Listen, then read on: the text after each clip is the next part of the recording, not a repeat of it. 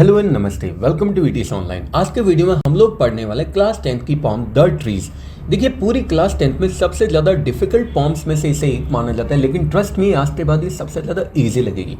Actually difficult क्यों मानी जाती है मैं उसका रीज़न बताऊंगा। इस पॉम के दो मीनिंग है, एक है इसका लिटरल मीनिंग, दूसरा इसका मेटाफोरिकल मीनिंग।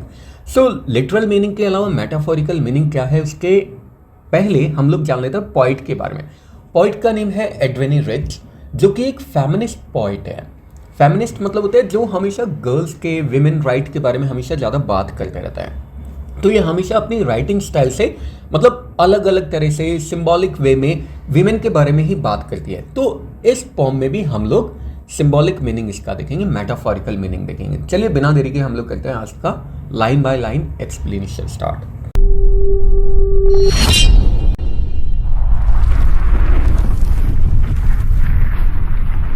जैसा कि मैंने आप लोगों को पहले बता दिया कि जो पॉइट है एडवेनी रिच, ये एक फेमिनिस्ट है। तो एक काम करते हैं, जितनी जगह पे ये ट्रीज लिखा हुआ ना, ट्रीज को हम लोग रिप्लेस कर देते हैं विमेन से, और जहाँ पे फॉरेस्ट लिखा हुआ है फॉरेस्ट को रिप्लेस हम लोग कर देते हैं वर्ल्ड से। और देखना मीनिंग कैसे पता चलता है इस पॉम का। So the trees inside are moving out into the forest. वो ट्रीज जो घरों के अंदर है वो फॉरेस्ट में जा रहे हैं।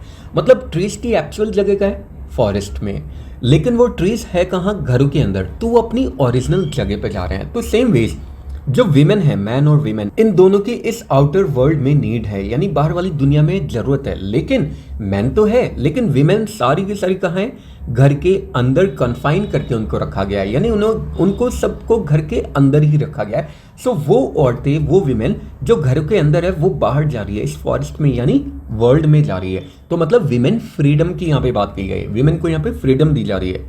The forest that was empty all this days, वो फॉरेस्ट जो इतने दिनों तक खाली पड़ा हुआ था, यानी वो वर्ल्ड जो इतने दिनों तक खाली पड़ा हुआ था, जहाँ पे मैन तो थे लेकिन जहाँ पे विमेन नहीं थी, where no bird could seat.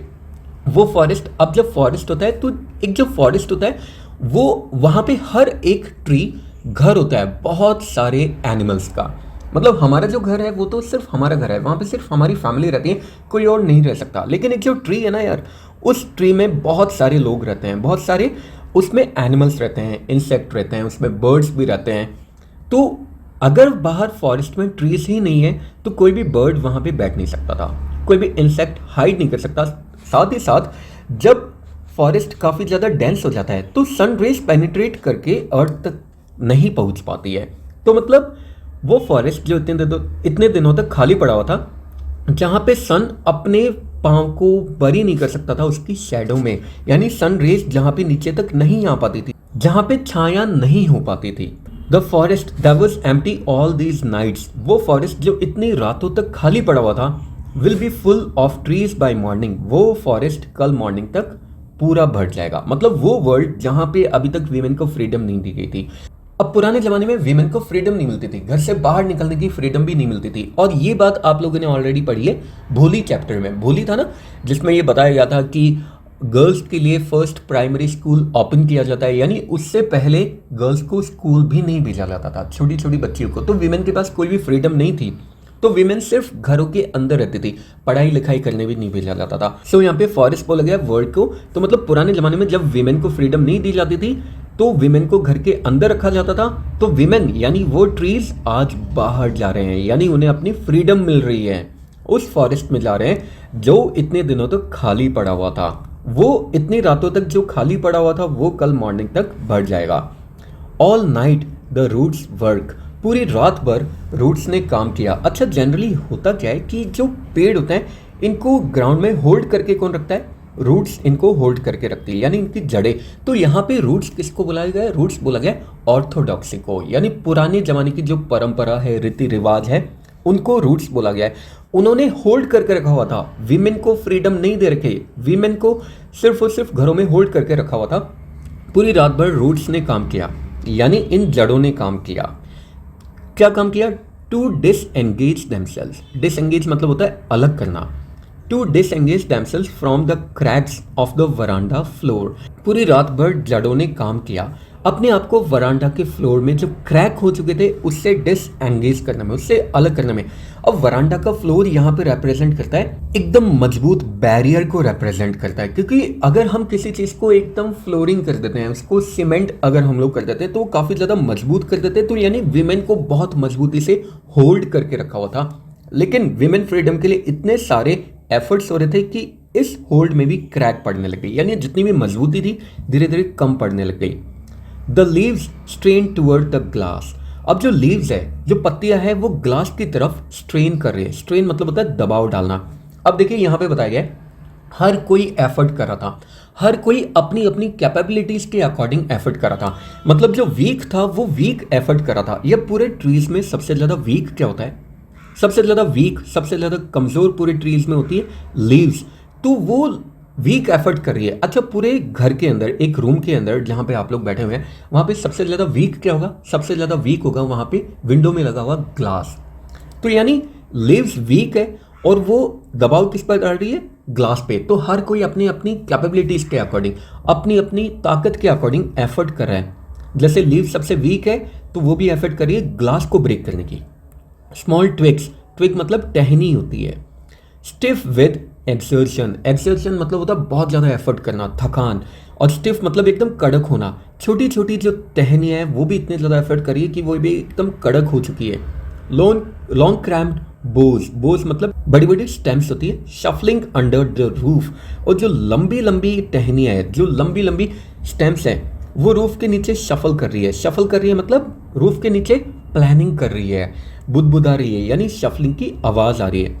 Like newly discharged patients, और ये सारी सारी एफर्ट कैसे करें, न्यूली डिस्चार्ज्ड पेशेंट की तरह। अच्छा, जो न्यूली डिस्चार्ज पेशेंट होता है काफ़ी ज़्यादा वीक होता है। जब वो हॉस्पिटल से डिस्चार्ज होता है तो वो एकदम वॉल्स को पकड़ पकड़ के चलता है, धीरे धीरे चलता है। ऐसा तो नहीं ना पहले दिन से ही वो एकदम मैराथन में पार्टिसिपेट कर लेगा, बहुत धीरे धीरे वो चलता है। तो यानी यहाँ पे ये सारे लोग एफर्ट तो कर रहे हैं लेकिन बहुत ही ज़्यादा वीक एफर्ट कर रहे हैं। हाफ डिजिड, एकदम ऐसा लग रहा है जैसे आधी बेहोशी की हालत में हो। Moving to the clinic doors, अच्छा जो पेशेंट होता है उसके लिए बैरियर क्लिनिक डोर होता है। क्लिनिक के डोर के बाद उसको फ्रीडम मिल जाती है, यानी जहाँ पे क्लिनिक का दरवाज़ा रहेगा उसके अंदर वो, उसके अंदर हॉस्पिटल के अंदर वो एकदम लेटा हुआ रहेगा, कुछ भी नहीं कर पाएगा। लेकिन जैसे वो क्लिनिक के डोर से बाहर निकल गया, मतलब उसको डिस्चार्ज अगर उसको मिल गया तो उसको अपनी फ्रीडम मिल चुकी है। इस स्टैंजा में बताया गया है हर कोई अपनी अपनी कैपेसिटी के अकॉर्डिंग एफर्ट कर रहा है। जो वीक है वो वीक एफर्ट कर रहा है, जो स्ट्रांग है वो स्ट्रांग एफर्ट कर रहा है। आई सिट इनसाइड, अब यहाँ पे पोइटेस बोलती है मैं अंदर बैठी हुई हूँ। Doors open to the veranda, मैं अंदर बैठी हुई हूँ लेकिन डोर्स वरांडा की तरफ खुले हुए हैं, यानी मैं अंदर बैठी हुई हूँ, मैं एफर्ट नहीं कर रही सबके सामने आकर, बल्कि मैं बैकग्राउंड में एफर्ट कर रही हूँ। वरांडा में डोर्स खुले हुए हैं, यानी मुझे बाहर होने वाली सब कुछ चीज़ों का मुझे पता चल रहा है। राइटिंग लॉन्ग लेटर्स, लंबे लंबे लेटर्स लिख रही हूँ, लंबे लंबे लेटर्स लिख रही हूँ। इन विच, जिसके अंदर आई स्कार्सली, स्कार्सली मतलब होता है hardly, mention the departure of the forest from the house. अब यहाँ पे पोइटेस हमें बोल रही है मैं अंदर बैठी हुई हूँ, लेकिन ऐसा नहीं है अंदर बैठी हुई हूँ तो मुझे कुछ पता नहीं है, मुझे सब कुछ पता है क्योंकि दरवाजे वरांडा की तरफ ओपन है, खुले हुए हैं। मैं लंबे लंबे लेटर्स लिख रही हूँ, मतलब मैंने बताया हर कोई अपने अपने एफर्ट कर रहा है। तो ये जो पोइटेस है, राइटर्स, ऑथर्स, इनका काम क्या होता है, लिखने का काम होता है। मतलब मैं अंदर बैठे बैठे लेटर्स लिख रही हूँ, मतलब मैं अंदर बैठे बैठे अपने सारे काम कर रही हूँ। लेकिन इन विच आई स्कार्सली मेंशन, लेकिन उसमें मैंने मेंशन नहीं किया है। क्या मेंशन नहीं किया है, the departure of the forest from the house, घर से जाने वाला जो फॉरेस्ट है उसके बारे में मैंने मेंशन नहीं किया है। मतलब मैं अंदर बैठे बैठे अपनी काम कर रही हूँ लेकिन उसके बारे में मैंने फॉरेस्ट के बाहर जाने के बारे में बिल्कुल भी मेंशन नहीं किया है। क्योंकि जनरली होता है ना कि जब भी कोई अच्छा काम किया जाता है तो जो बुरे लोग होते हैं वो हमेशा टांग अड़ाने के लिए बीच में आ जाता है। इसलिए बोला जाता है कि अगर आप कोई भी एफर्ट कर रहे हो, कोई भी काम कर रहे हो, तो हमेशा उसको लोगों से छुपा के करो, लोगों के सामने उसको अनाउंस करके मत करो। The night is fresh, the whole moon shines, night एकदम फ्रेश है, पूरा का पूरा मून शाइन कर रहा है। मतलब जो एनवायरनमेंट है वो काफ़ी ज़्यादा पॉजिटिव यहाँ पे बताया गया है।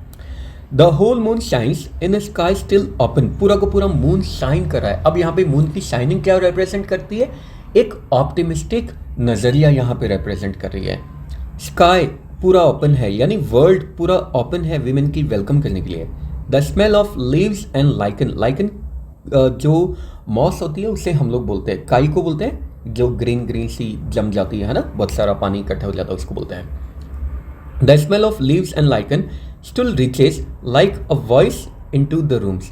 अब लीव्स और लाइकन की जो स्मेल है वो अभी भी रूम में फैली हुई है, अभी भी पूरे रूम में फैली हुई है एक आवाज की तरह। तो मतलब जितने लोगों ने एफर्ट किया था उनका एफर्ट वेस्ट नहीं है, उनका एफर्ट अभी हमें दिखाई दे रहा है, जो पूरे के पूरे एटमॉस्फेयर में फैला हुआ है। My head is full of whispers. मेरे सिर में बहुत सारी फुसफुसाहटें चल रही है। विस्पर मतलब होता है फुसफुसाहट चल रहा है, यानी मेरे माइंड में बहुत सारा कंफ्यूजन चल रहा है। क्या कंफ्यूजन चल रहा है कि क्या वीमेन की फ्रीडम को एक्सेप्ट किया जाएगा, क्या वीमेन को फ्रीडम मिलेगी, तो क्या वास्तव में पूरे वर्ल्ड का भला हो पाएगा। तो मेरे माइंड में बहुत सारी कंफ्यूजन चल रही है, बहुत सारी क्वेश्चन चल रहे हैं। विच टुमारो विल बी साइलेंट, जो कल तक एकदम शांत हो जाएंगे। जितनी भी कंफ्यूजन है मेरे माइंड में उन सबका आंसर मुझे कल मिल जाएगा। Listen the glass is breaking. सुनो ध्यान से, ग्लास टूट रहा है, मतलब जो सबसे वीक बैरियर है वो टूट रहा है।